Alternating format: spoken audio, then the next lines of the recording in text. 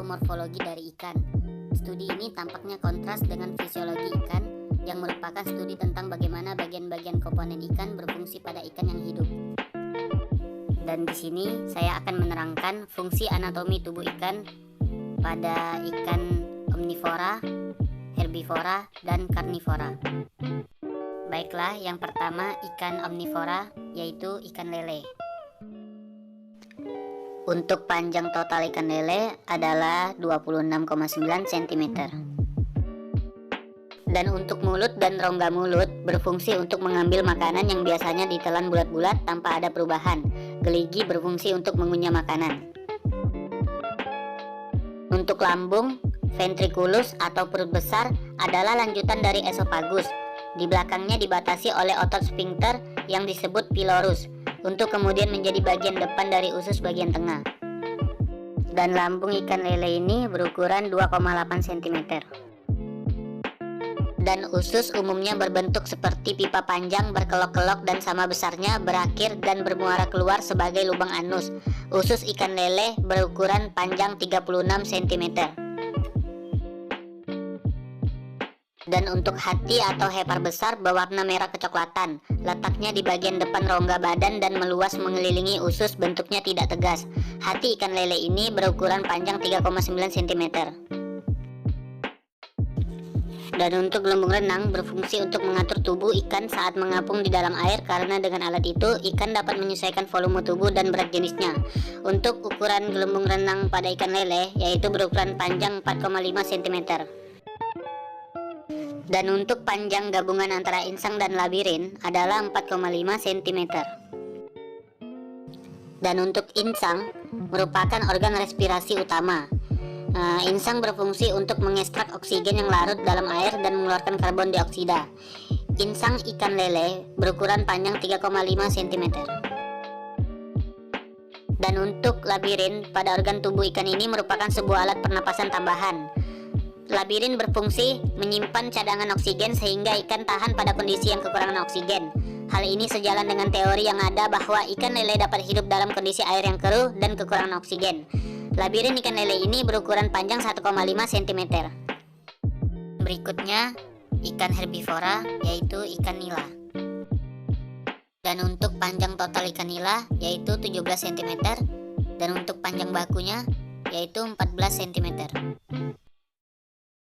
Dan untuk fungsi mulut yaitu untuk mengambil makanan, sedangkan lidah berfungsi untuk membantu proses penelanan makanan. Panjang lidah yaitu 1 cm, dan bentuk lidah ikan nila ini yaitu bentuk kerucut dengan ujung yang lancip.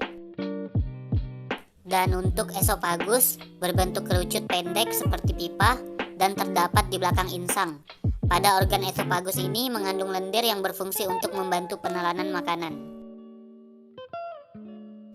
Dan untuk lambung yaitu bentuknya memanjang dan lurus dan berfungsi sebagai penampung makanan dan sebagai pencerna makanan.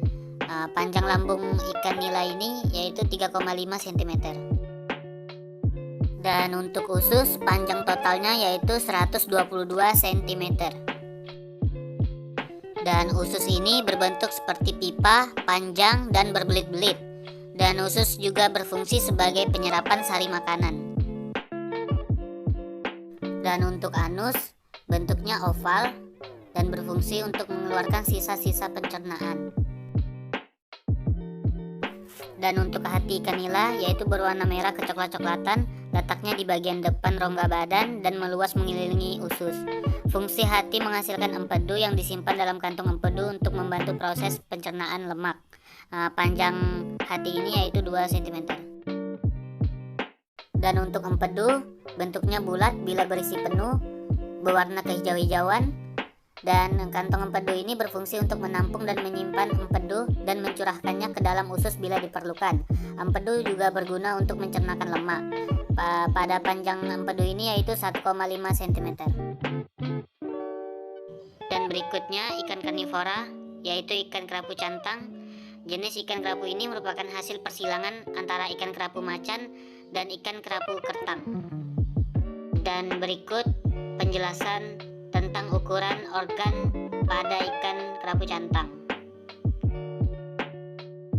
Dan untuk panjang total ikan kerapu yaitu 18 cm dan panjang baku ikan kerapu 15 cm. Dan untuk panjang lambung ikan kerapu yaitu 3,5 cm. Dan untuk panjang ususnya yaitu 36 cm. Dan untuk panjang hatinya yaitu 8 cm. Dan untuk ukuran empedunya yaitu 1,5 cm. Dan untuk insang berukuran 3,5 cm.